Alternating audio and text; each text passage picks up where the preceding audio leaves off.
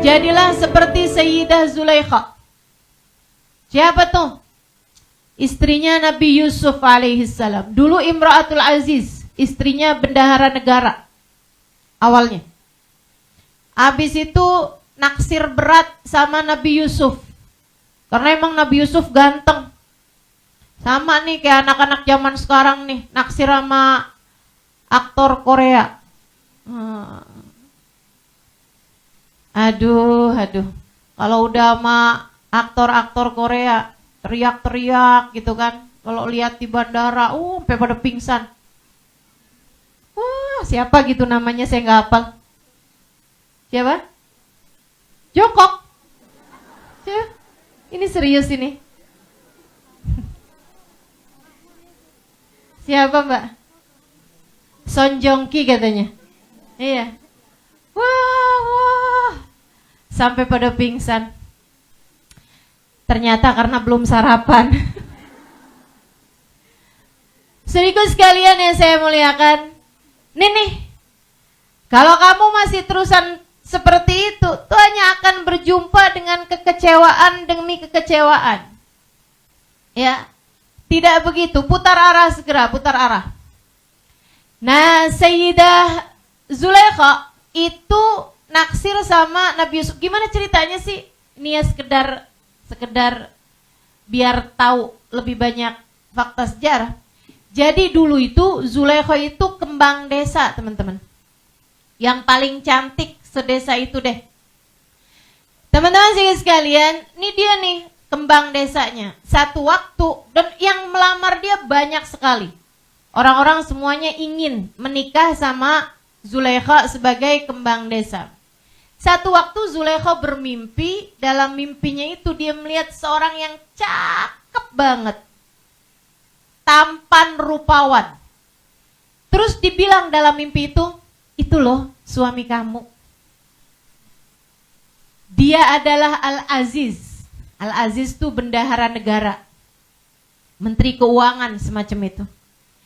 Akhirnya dia kebangun dari tidurnya dan sejak hari itu kalau ada yang melamar pertanyaan dia satu aja. Al-Aziz bukan yang melamar saya.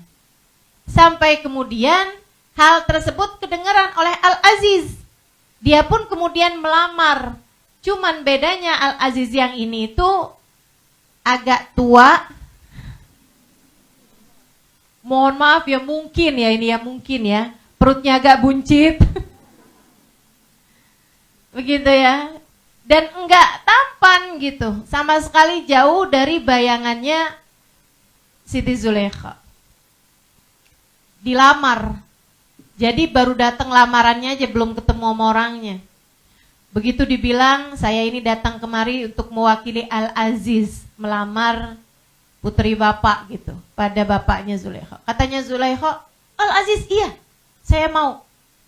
Langsung diterima tuh lamarannya. Begitu pas akad ketemu, lah kok gak sama kayak di mimpi saya? Tapi udah terlanjur, maka menikahlah Zulaikha dengan laki-laki tersebut yang mohon maaf bukan cuman seperti yang tadi saya sampaikan, tidak tampan begitu ya, dan juga tidak semudah yang dia bayangkan. Ternyata juga mohon maaf kabarnya dia adalah seorang laki-laki yang tidak bisa sama perempuan, sama dengan impoten. Lengkap kan penderitaannya Zulaikha? Hingga satu waktu Al-Aziz ini membeli seorang budak dari pasar, kemudian merawatnya, membesarkannya di kayak semacam pavilion rumah gitu kan. Sebagai Al-Aziz dia punya istana yang sangat besar dengan rumah-rumah samping gitu, yang dihuni oleh ajudan-ajudan dan orang-orang beliau.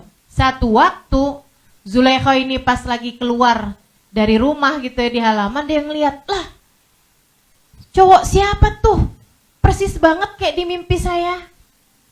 Dia adalah Nabi Allah Yusuf alaihissalam. Teman-teman saudaraku sekalian, mulailah Zulaikha kemudian mau makan, ingat dia. Dari tatap mata turun ke, tuh hati-hati adik-adik. Hati-hati nih. Ini nih prosesnya hati itu ya. Pertama lihat gitu kan, kemudian terfitnah hatinya. Adik-adik sekalian, jatuh cinta itu memang dari sananya gitu.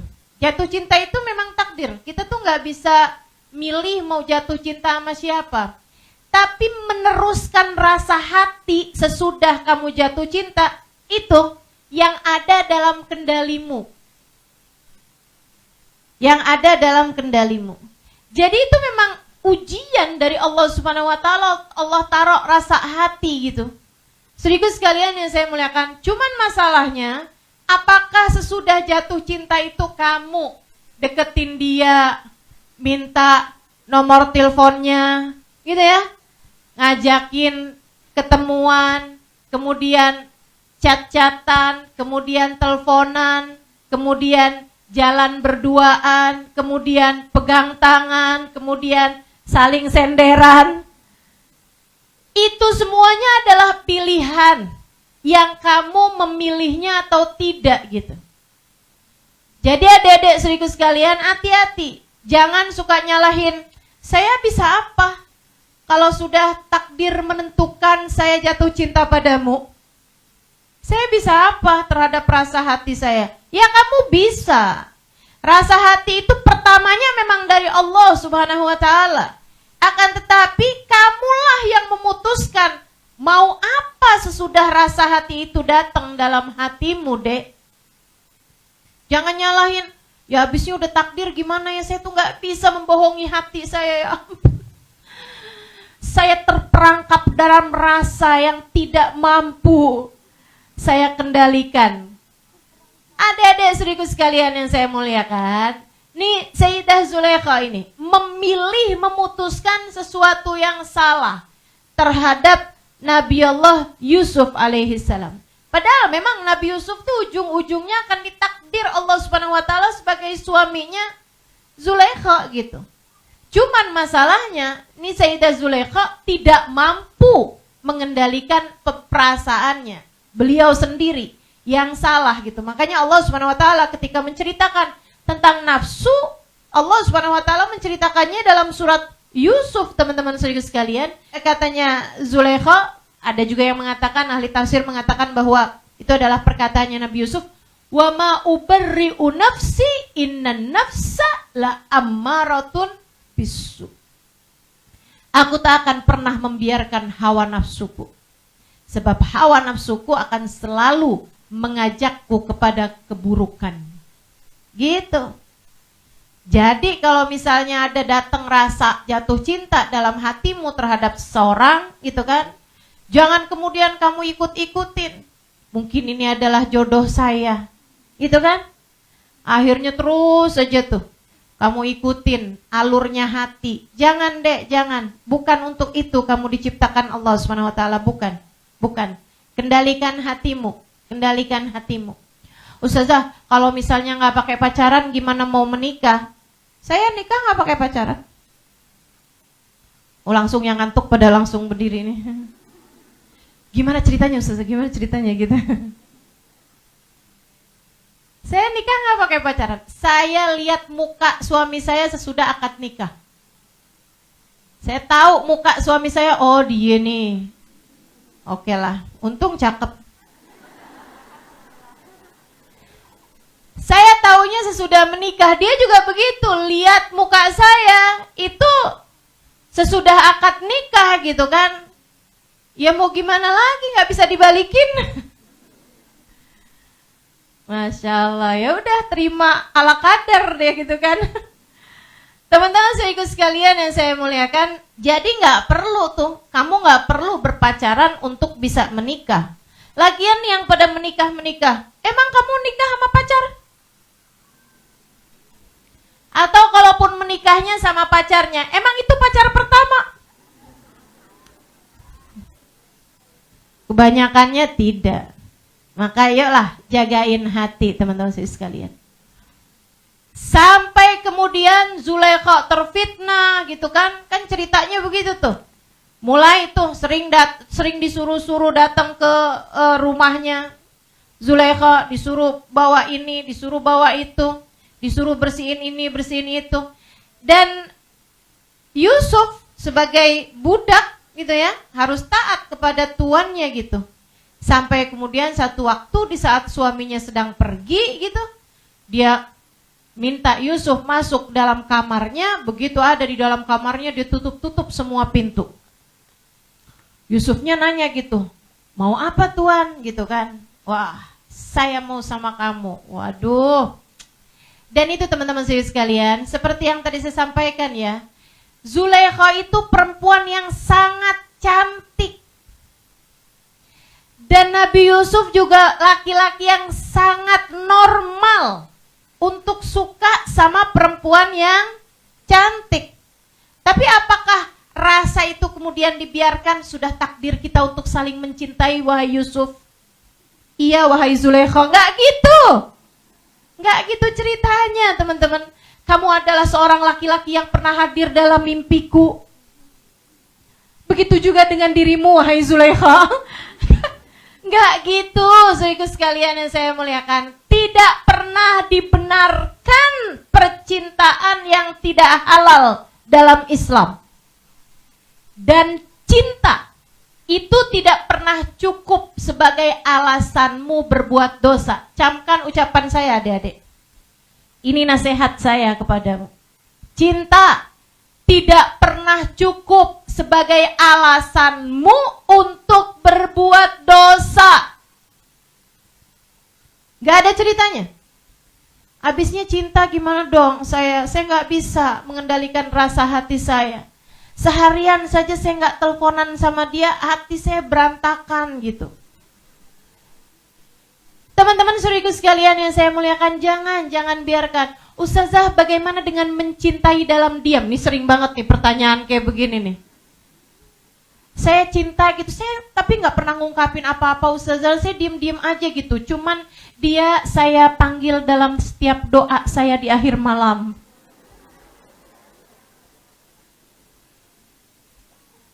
Ngapain? Ngapain, Dek? Kalau memang dia jodohmu, dia akan datang kepadamu. Dan kalau bukan jodohmu, kamu mau doain jodohnya orang? Jangan ya, jangan. Gak usah pakai sebut nama orang. Teman-teman saudaraku sekalian saya muliakan. Lagi pula kamu bahkan tidak tahu apakah dia yang terbaik bagimu. Kamu gak tahu apakah dia adalah yang terbaik bagimu. Maka biarkan urusan jodoh, sama halnya dengan urusan ajal, biarkan Allah yang memberikannya kepadamu, sebab dia yang paling tahu yang terbaik untukmu. Sampai kemudian Nabi Yusuf bilang, ma'adallah, aku berlindung kepada Allah. Nabi Yusuf mau kabur, ditarik sama Siti Zulaikha sampai robek bajunya bagian belakang. Saat itulah suaminya ternyata buka pintu, dia datang. Mungkin ketinggalan handphone.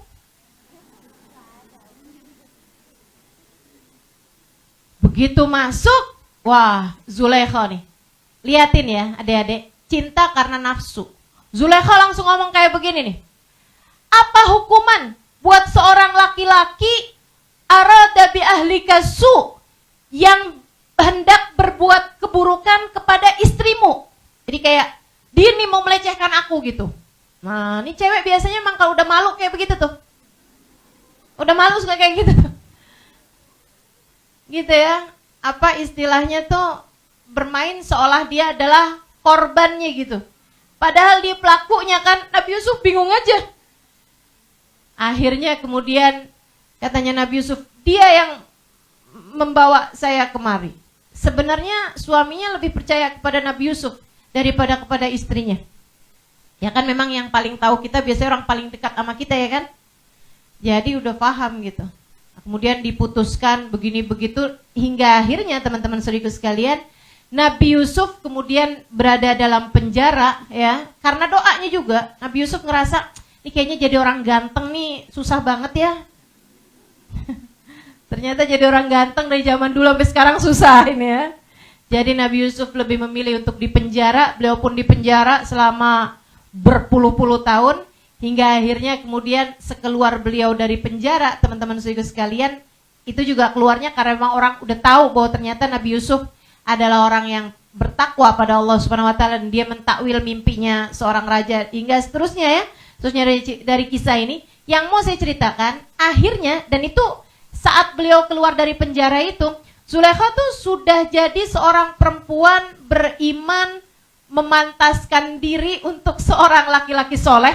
Nah ini nih, kalau saya ditanya, Ustazah apa yang harus saya lakukan sambil menunggu jodoh? Jadilah kamu seorang perempuan beriman yang memantaskan diri untuk seorang laki-laki yang soleh. Sebab at-thayyibat lit-thayyibin. Hanya perempuan-perempuan baik-baik untuk laki-laki yang baik-baik juga. Dan hanya perempuan yang jelek juga, buruk akhlaknya, buruk ibadahnya, buruk perangainya, untuk laki-laki yang buruk juga.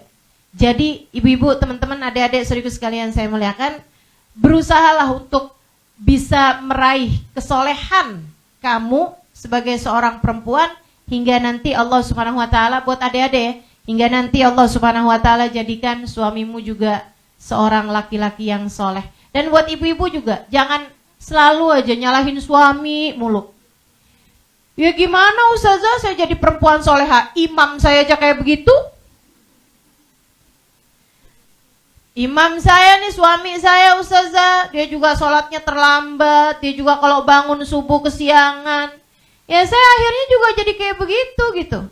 Teman-teman sekalian, nggak gitu. Kamu berubah menuju kepada kebaikan, yang di sekelilingmu pun juga akan berubah menuju kepada kebaikan-kebaikan juga. Yang tadi saya mau sampaikan, Nabi Yusuf akhirnya menikah sama Siti Zulaikha sesudah Siti Zulaikha-nya telah meraih cinta, bukan lagi cinta manusia, akan tetapi cintanya Allah Subhanahu wa taala. Saudara sekalian, Siti Zulaikha menjadi seorang perempuan yang bertakwa. Kenikmatannya ada pada zikirnya kepada Allah Subhanahu wa taala. Kenikmatannya adalah saat lisannya menyebut-nyebut nama Allah Subhanahu wa taala. Hatinya terjaga, ia persembahkan hanya untuk Allah Subhanahu wa taala. Ia telah meraih derajat tinggi dari meraih cintanya Allah Subhanahu wa taala. Satu hari Nabi Yusuf datang ke rumah, sudah beliau adalah suami dari Zulaikha ya, dan beliau juga menjadi seorang Al-Aziz, seorang bendahara negara, persis seperti yang dimimpikan oleh Zulaikha di masa mudanya gitu, di masa belianya. Dia panggil-panggil, Zulaikha, Zulaikha, sayang, Zulaikha. Saudara sekalian, ternyata Zulaikha-nya nggak dengar karena sedang asyik dengan urusannya sama Allah. Dia sedang zikir, sedang nikmat sekali. Sampai Nabi Yusuf buka pintu mendapati istrinya sedang di atas sejadah. Saudara sekalian saya melakukan sedang beribadah pada Allah Subhanahu wa taala. Dia kemudian bilang, "Wahai Zulaikha, saya dari tadi memanggilmu." Kata Zulaikha, "Maafkan saya Yusuf, saya tidak mendengarmu." "Saya dari tadi sedang berzikir, wahai Yusuf, maafkan saya tidak mendengarmu." Teman-teman saya sekalian, Nabi Yusuf kemudian bilang, "Dulu aja, kamu tuh kalau ngelihat saya nggak berkedip." Kemudian Zulaikha mengatakan, "Kuntu uhibbu Yusuf." Dulu aku mencintai Yusuf, akan tetapi sesudah aku kenal Tuhannya Yusuf, aku tak lagi memerlukan Yusuf. Karena teman-teman, cinta manusia itu semuanya fana. Sebab manusia itu semuanya pasti ada akhirnya gitu. Apalagi percintaan yang dari hawa nafsu. Itu pasti segede apa cintanya, secepat itu pula hilangnya. Sebab sesuatu yang berlebihan hanya akan berubah menjadi sebaliknya dalam waktu cepat ataupun lambat. Saya ulangi, sesuatu rasa yang berlebihan hanya akan berubah menjadi sebaliknya dalam waktu cepat ataupun lambat. Makanya ada banyak sekali nih cinta manusia nih yang saya liatin nih. Diawali dengan aku tak sanggup hidup tanpamu. Habisnya nikah sebulan, 2 bulan, 3 bulan, 4 bulan, 5 bulan. Kalau berantem bilangnya aku tak sanggup hidup denganmu. Dulu sebelum nikah, ngelihat semua orang nggak ada yang cantik selain istri saya, selain calon istri saya, selain pacar, selain dia gitu. Nggak ada yang menarik selain dia. Kayaknya semuanya mendorong ya. Semuanya nih yang menarik cuman perempuan itu aja gitu. Atau dalam pandanganmu semua laki-laki nggak ada yang menarik cuman dia aja. Habisnya menikah setahun 2 tahun gitu, lihatnya kayaknya semua orang di luar sana menarik selain istri saya. Sepertinya semua orang di sana cakep semua selain suami saya. Sepertinya laki-laki semua di luar baik semua selain suami saya. Nah itu tuh karena sesuatu itu kalau dasarnya adalah cinta yang karena hawa nafsu hanya akan segera berakhir teman-teman saudaraku sekalian. Jangan cari cinta manusia. Ia fana. Ia akan hancur. Ia akan habis. Ia hanya akan berada dalam masa kadaluarsa. Rasa itu akan hilang saudaraku sekalian. Terus kepada siapa cinta ini seharusnya aku tambatkan, Ustazah? Kalau kamu bertanya seperti itu, kamu harus tahu bahwa hatimu diciptakan bisa ngerti jatuh cinta sedalam itu, kemudian ketika ditinggalkan bisa patah hati sedalam itu juga, karena Allah Subhanahu wa Ta'ala hendak mengenalkan kepadamu cintanya yang sejati. Allah ketika mencintai seorang hamba, dipenuhinya tangki cinta, tangki hati hamba tersebut dengan cinta yang utuh darinya, membuat dia tak lagi perlu terhadap cinta siapapun. Seorang anak yang dipandang Allah dengan pandangan penuh cinta. Seorang anak yang dipandang Allah Subhanahu wa Ta'ala dengan pandangan penuh rahmat. Teman-teman saudaraku sekalian, ia mulai merasakan cinta Allah Subhanahu wa Ta'ala. Ia tidak lagi sibuk mencari-cari cinta orang tuanya. Ia tak lagi sibuk mengemis-ngemis cinta dari orang-orang di sekelilingnya. Ia tak lagi sibuk mencari-cari perhatian dari orang-orang yang ada di sekelilingnya. Sebab ia tahu dimanapun ia berada, Allah selalu bersama dengannya. Dia cukup dengan kasih sayang Allah. Dia cukup dengan pandangan rahmatnya Allah Subhanahu wa Ta'ala.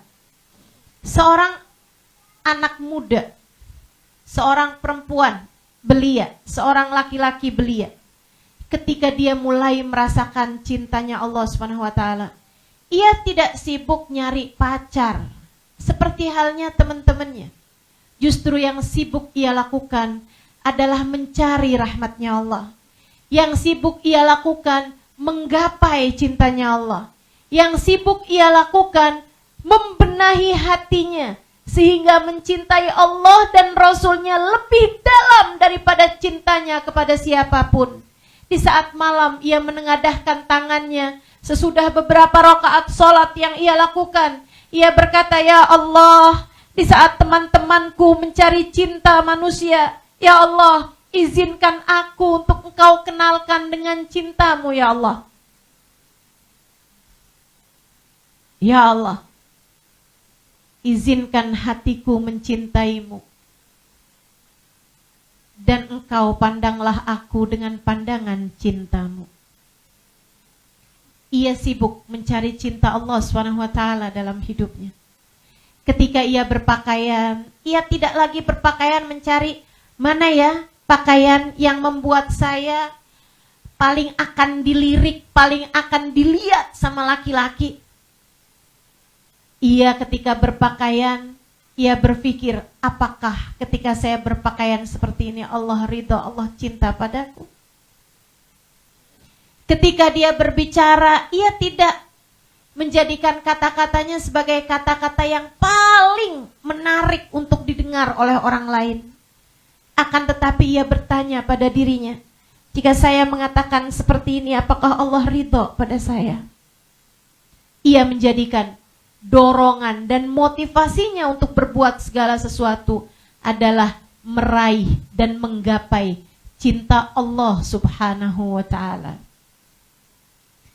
Ketika ia bahkan sebagai seorang perempuan, sebagai seorang istri dari suaminya, ia pun juga tidak sibuk-sibuk mencari cinta suaminya.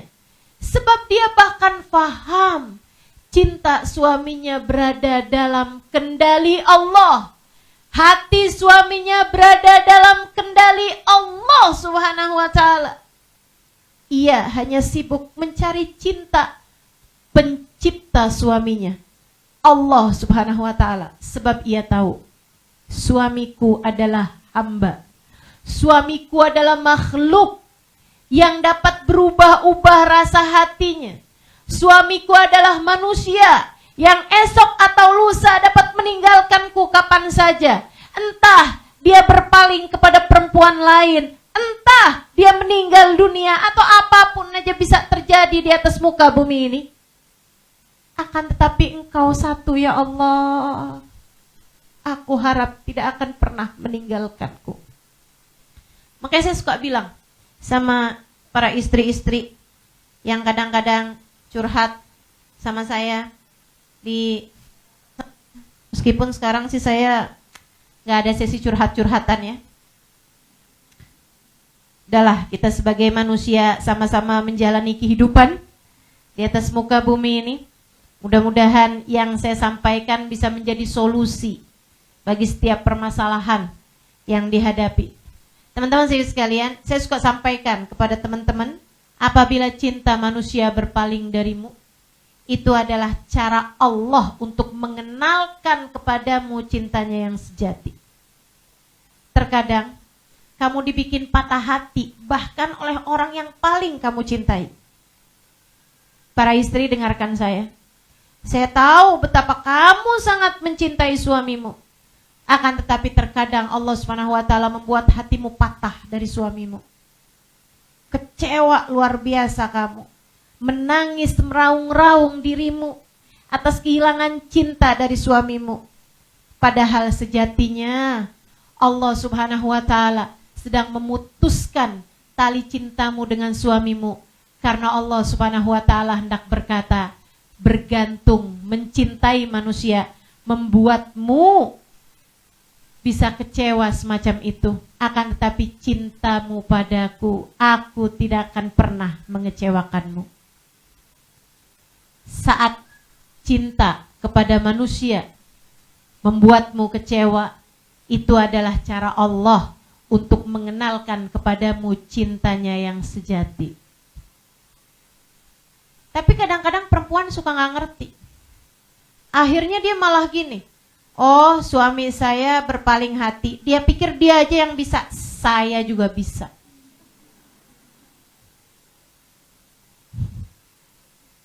Masya Allah, Masya Allah. Ini orang gak ngerti-ngerti nih. Akhirnya putus dari suaminya yang itu, nikah lagi dengan laki-laki yang lain, sudah dia berpacaran misalnya gitu. Dia sibuk aja ngelihat, oh suami saya sekarang udah nikah nih sama dia, berarti saya juga harus cepet-cepetan. Selesai masa iddah langsung nikah. Teman-teman sekalian, saya muliakan, habis itu kecewa lagi hatinya, nangis lagi. Yang asalnya udah mulai tinggal tahajud lagi sekarang. Kata Allah, kok kamu gak ngerti-ngerti juga sih? Aku patahkan hatimu karena aku hendak mengenalkan kepadamu cintaku yang sejati. Maka pahami ini. Yang pada punya suami, gak usah nunggu dipatahkan hati sama suamimu. Dari sejak sekarang, arahkan perahumu kepada cinta yang sejati. Cinta Allah Subhanahu wa ta'ala yang tak akan pernah menyia-nyiakanmu.